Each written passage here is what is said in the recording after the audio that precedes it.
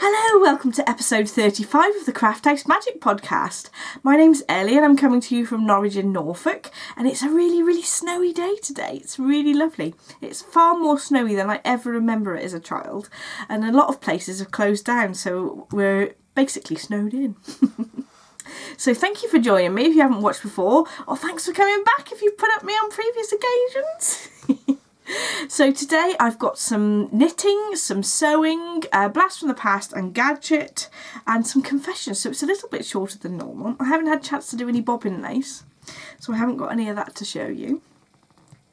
So we'd better get started with the sort of information section of the podcast. So we've got two knit-alongs going on at the moment. The Valentine's knit-along, where people are knitting Valentine's related, or the sock pattern that I'd brought out called V for Valentine's socks, which I have to show you in a minute, so I'll show you those.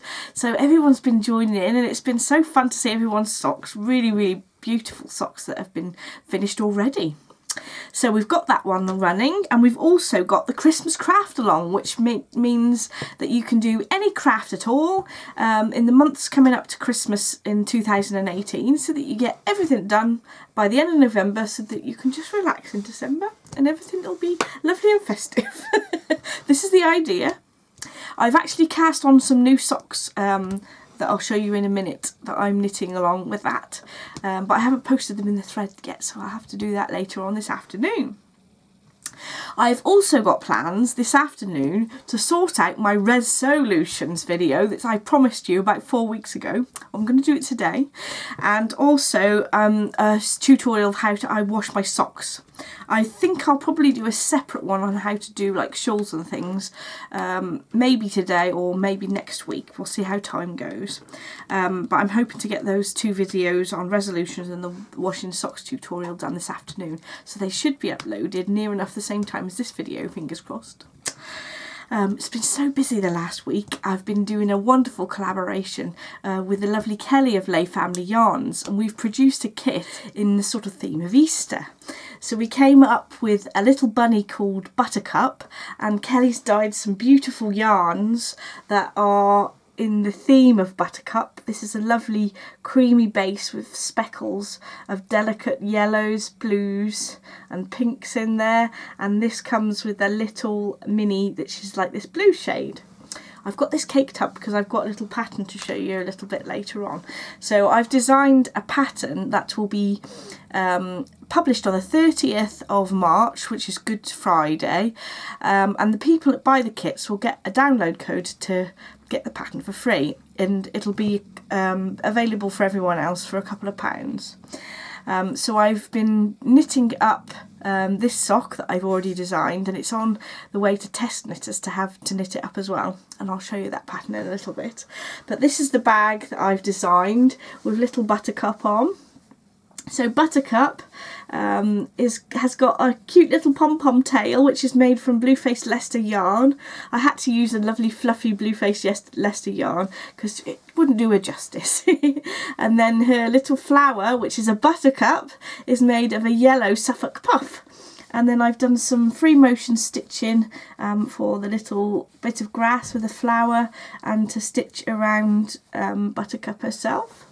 So she's got a little ribbon and a little bunny charm, if I can show you, on the zip, little bunny with an Easter egg, and then on the back I've stitched Craft House Magic and then the little flower as well on free motion embroidery. Oh, and I forgot to show you the inside. The inside's like my favourite bit. There's this gorgeous dotty fabric. I love a bit of yellow dotty. So the kits have already been on sale, and those initial batch have sold out, but we are doing some pre-orders which will come out on Friday, 2nd of March. These kits will be dispatched next week though, so they won't be available straight away. Just to let you know. So if you're interested in there, pop to either my Etsy shop or Kelly's Etsy shop, which is Lay Family Yarn, if you're interested in getting one of those. So I should get on to the good stuff. So I'll start with the knitting section first. So the first project I've got to show you are my V for Valentine's socks. So I've been knitting along with these with everybody. These actually haven't been blocked just yet. That's why they're not quite so neat. They're a bit crumpled. But I've just popped them on the sock blockers to show you. So these are the V for Valentine's pattern that I'd designed as a free pattern on Ravelry if you'd like to download it. And this is the yarn that I've dyed, and it's called my Strawberry Fields Forever colourway. And it's got this heart and a V on both sides of the sock. And it's a top down sock with a heel flap and gusset, and I've knitted these on 2.75mm needles because I knit extraordinarily tight, so everyone else gets the same gauge on 2.5mm needles. So there we are. Thank you to everybody who's been knitting these along with me. It's been really lovely to see them being knit up in different types of yarn. Some people have done hearts going down the sock here, and some people have done more repeats of the V underneath, which was really nice to see. So that's my only finished object for this week. But I have been working on, like I said, the pattern for the Buttercup socks. So the Buttercup socks will look like this. There's little footprints of Buttercup going up the side of the sock, and I'm contemplating putting a tiny little pom-pom here so it looks like he's facing away from the footprints. But we'll see. I haven't done that just yet. So this is Kelly's beautiful yarn, and if I take it off the sock blocker, if I show you the panel at the back, clunking of the blockers, there we go, you can see that there's lovely little speckles of different colours there. And then I've started on the heel flap, and it's got a slightly different pattern to what I normally use and what I've seen before. So if you're interested in trying that, it'll be in the pattern that's available on the 30th of March. So it'll be really lovely if you could knit along with us knitting these socks starting on Good Friday. It's always good to have a nice knit along, especially socks. So that's my first work in progress. Work in progress number 2 is a new cast on, but I've already finished one sock. So these are Knit Picks Felici in the Sonora Sunset colourway, and I really like these. These are really lovely, lovely colours. This is gifted to me by my lovely friend from America, Terry. Thank you, Terry. And I've already knitted it up. I couldn't resist. I went to put them back into my stash, and I was like, I need to cast these on now. So these are going to be Adam's Christmas gift for this coming Christmas, and I'm knitting them along with the Christmas craft along, which I mentioned first thing in the podcast. So there's my first sock finished. So I'm doing a sort of vanilla sock pattern. I've got 2x2 rib here, heel flap and gusset. I didn't actually do any slip stitches on here. I just fancied doing a plain heel flap and gusset. It's similar to my sock patterns for V for Valentine socks as well, just there's no slip stitches at the back of the heel, and I've done the same medium toe that I've done in that pattern as well. So it's kind of my vanilla sock pattern. Right, so I've also started the second sock, and I've tried to match them up, but they're not quite exactly matching because I didn't count enough repeats, but they're close enough. They'll be okay. And here's how the yarn looks like in the ball, which is really pretty. I did show you it, I think if it was the last podcast or the podcast before, but I've already used one of the balls already, so that's really cool. I'm feeling very good that I've actually done some of my Christmas knitting already. And I haven't done a lot of work on my water lily, but I will show you because I've done a little bit. So since the last time, I don't know if you can see the marker, so where this marker was, that's how much I've done since the last podcast. But I think you can really see the lace a lot better now, although it doesn't look like I've done very much. And I really need to finish this for Edinburgh Yarn Festival. So there we are. So this is the Water Lily by Megan Fernandez, and the yarn I'm using is the, I'll show you the label, Ginger Twist Studios, and it's the colourway is Might As Well Be Spring, and it's a merino, yak and silk base that's called Yakety Yak 4-ply. So I'm really pleased with how this is knitting up. It's a lovely, lovely soft base. I'd be tempted to get some more of this to do another garment in. So I shall pop that away. It's getting to be a reasonably big project now. So it's not ideal to carry around. So socks are really good because I've been doing those all the time. Oh dear. Right, so that's all my knitting. it's hardly any really. It's because I've been doing the sock pattern. I've been sort of focusing all my time on that. So next I've got my sewing. So I'm actually wearing my Agnes top that I showed you on the last podcast, but I hadn't finished stitching around the neckline or around the hems and things. I shall take my cardigan off so you can see it properly and stand up so that you can get a better view of how it fits. I'm not sure whether I could have done with making the bust slightly bigger because it does pull on there slightly, but because it is a jersey top, I think that's how it is supposed to sort of fit anyway. So I'm not sure if I really like these sort of sleeves that cut off at the elbows. I might make those a little bit shorter. I'm not sure. What do you think? So there we go. So this fabric was from Higgs & Higgs, and I think it's a really lovely quality fabric, and I really like the print, and I would be tempted to buy some more of this. So we have something else to show you. I shall invite Barbara in to give a demonstration. So Barbara's wearing my new Zadie dress. So this pattern is by Tilly and the Buttons as well. And I'd got this fabric as a gift for Christmas from my mum and dad. And this fabric was from a shop called Watson and Thornton in Shrewsbury. And it's a really nice sort of heavyweight jersey fabric. I actually used the back of the fabric for these side panels here so that it would go sort of really go well with the main front side of the fabric, but I thought it would be nice to have a plainer section down by the waist because it might be a bit slimming. So I used the fabric inside out on the arms and in the sort of side of the waist panel here. If I show you the side, you can see that there's a side panel on the back as well. So, and then the two panels on the back are the coloured fabric, and then the same on this side. There we go. It's got a really cool set of pockets that you can put huge things in, so I'm really pleased with this top, or dress I should say. You can get your phone and your keys in there, which is brilliant. Hopefully I don't stretch it too much. I did make sure that I stabilised these seams with some clear elastic, and it was here, round here and round the pocket, and the same with the back. Well, just the back is actually only stabilised along this seam. Sorry Barbara, you're going to get dizzy. So I'm glad I did that because I think that I'm going to wear this so much, it's so comfortable. So I cut out several different sizes, well, not several different sizes.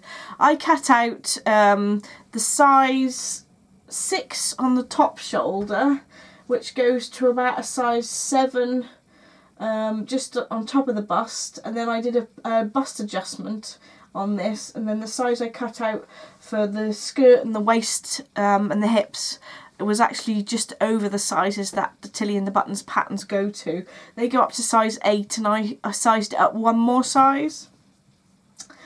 So what I did in order to do a bust adjustment, because this is jersey, I wouldn't normally have done a bust adjustment, but because it's got a princess seam, I thought I'm going to add a little bit of space, because you can see on this top that there's some pull-in lines which aren't the best in the world. So this is the pattern. I just drew a larger bust area on the side panel piece, which is here, if that makes sense. You can see how I've cut little bits of paper and stuck them together. So I actually had the PDF pattern, so I've stuck the pattern pieces together to start with, and then cut it out and then changed it as well. So that's why I've got little other bits of paper stuck to it. So this is the side panel that I've adjusted for the bust, and then I've added that extra bit of space there. And because I've added that extra bit of space, I also adjusted the panel, sorry Barbara, I adjusted the panel here to be slightly longer by adding that much fabric, if you can see, and I calculated this by basically measuring how long this seam was once I'd adjusted it. So that's what I did. I'm really glad that I adjusted it because it fits absolutely wonderfully. I don't think you can really see how well it fits on Barbara, so next time I do a podcast I will be wearing the Zadie dress. so that you can see how it fits properly. I might even do a little bit of footage where I'm outside, where Adam can perhaps film me so that I don't have to film myself in a mirror or something ridiculous. So that you can actually see what the full length of the dress is. So it goes just past my knees, and it's a really lovely comfortable piece. I did find that I don't think that this pattern is ideal for very beginner sewers, because there is a Y seam where you're adding these pockets in, which is a little bit fiddly. I think if you follow the instructions carefully, there's some sort of dots on the pattern where you're supposed to stop sewing. So for instance, you have to sew this seam separately from this part of the seam. So you have to do this part of the seam, the inside of the pocket together, and then this one at the next. So it just makes it a little bit fiddlier. But I think it's worth it. It actually came together a lot quicker than I thought once I'd got all the pieces cut out. It does mean that because it has a Y seam in it, I couldn't just overlock all the pieces together. I had to overlock the pieces separately for this sort of bodice area, and then go back to it and just stitch on the machine using a sort of staggered zigzag stitch. But I think it was worth it. I think that it's come together really well in the end. So because I've got quite a short body, I think that this comes a little bit lower than it shows in the pictures in the actual pattern, as suggestions of what people have made. But I think it's because I've got a shorter body anyway. And even though I've actually extended this panel because of my bust, I think I'm glad I did it, because when I'm stood in the mirror, I can see that this seam and the back seam are level. So that's the most important thing to me. And I actually prefer this not being too high up under the bust. I think it looks a little bit more flattering. And I think that not having too many different coloured panels also helps it sort of flatter the figure better. I really like this neckline. I was really pleased about that. That went in nice and neatly. And I used a twin needle to finish the cuffs, neck and the bottom hem. I'm really into using the twin needle at the moment. I'm finding that the more practice I get using it, I'm getting my threads breaking a lot less. To start with, I found that I was getting a lot of breakage of threads as I'm threading two threads through my machine. I found there's slightly different adjustments I can make to the machine to make it less likely to break the thread. So I'm pleased about that. I'm still wanting a cover stitch machine. Maybe next Christmas, I'll be good. So there we are, there's Zadie. So thank you so much, Barbara, for modelling that. So I've just put my cardigan back on because it's a bit chilly in here, even though I've got the radiator on full. So now we've got the blast from the past. Now, I thought I'd run out of things and I find something else to show you. So this is a flower I'd made out of crochet. So I'd made this from the pattern called The Rose Brooch by Daniela Herberts, and I'll put the name on the screen. And I really like it because if you look on the back, you can see where I've put the pieces together. So this is actually supposed to be a brooch, but I never put a back on it, and I've just had it on the shelf as show, just to pretty up the books, really. So I think that's a really nice little pattern. I think I'd originally thought that it's a little bit big for a brooch. I can't remember if I used the right yarn at all. I used Debbie Bliss Cashmerino Aran in the colourway 300610, and I used a 4mm hook. So whether that's different to what the pattern suggests, I can't remember. But you can go and check that pattern out if you're interested. But I did think that this was a little bit big for a brooch. I probably should have done it a little bit shorter. But it's still pretty to go on my shelves. So that's my blast from the past. My next thing is my gadget. And I was sent by my lovely friend Terry these, I'll show you the packet first, these stitch sort of stoppers. What are they called? Yeah, they are called stitch stoppers. So these cute little foam things. And I shall show you, I've got them. You probably spotted them on the project that I've just showed you. So they're little foam stoppers that go on the end of your needles, and they've got a little hole in the middle, and I've been finding them really, really useful when you've got a big project like a jumper or a shawl or something. So that's brilliant. So I definitely recommend those. I don't know whether they sell them in the UK under the same manufacturing name, but I'm sure that they have something similar. So these are made by Cocoa Knits, and they're companies from Oakland, California, and they've got a website actually, if you look on the back, cocoknits.com. So if you are in America, you should be able to get hold of those. That's my little gadget for this week. Now we need to go on to confessions. I've been a bit naughty. I wasn't going to buy any yarn. It's not my fault. So I went out to a village called Church Stretton that's near my parents' house, and they happened to find a yarn store, so I had to buy something to support them. So this shop was called Cocoa Alpacas, and it had a small range of really lovely yarns, and I picked up a skein of socks, in this gorgeous colourway. Let me see if it actually says what the colourway is called. So it's 75% fine superwash merino wool, 25% nylon. It's colour 104 Sven. I'll show you just there what it says. So there we go. So I picked up a 50-gram skein of that. I figured that I'd make some socks with it or do heels and toes. So I thought that was quite nice. And then we went to Shrewsbury Market. So there's a market right in the middle of the town. It's an old sort of market hall. And actually, I hadn't been there for years. So I was born in Shrewsbury. I hadn't been there for years. And then I found that they've got this gorgeous yarn shop there. And I picked up, I've got some thread on it. I bought a ball of this grundle. Is that how you say it? Grundle? I'd never used this one before, and there's some really lovely pinks and sort of mustards and purples in there. Obviously, it's not actually picking up quite as nicely as it is in real life. This pink's quite bright, but I'll have to see how that knits up. So I've got more sock yarn. So naughty. And then we were still in Shrewsbury, and so I had to go to this. So this is the shop that I said that I got my fabric for my Zadie dress from, because my mum and dad bought it me for Christmas. So this shop, Watson and Thornton, they've got a website which is written on the bag here if anyone's interested. I was so impressed with their jersey fabrics. I'm going to have to go and visit my parents again soon. Sorry about the crinkling, guys. And I picked up just 2 fabrics. So I saw this, and I thought I had to have it. If you look closely, there's sewing stuff on it. So this is a stretchy jersey fabric, and it'll be ideal for another Agnes top. So I thought that would be brilliant for sort of going to the knitting and stitching showing. That would be really, really cool.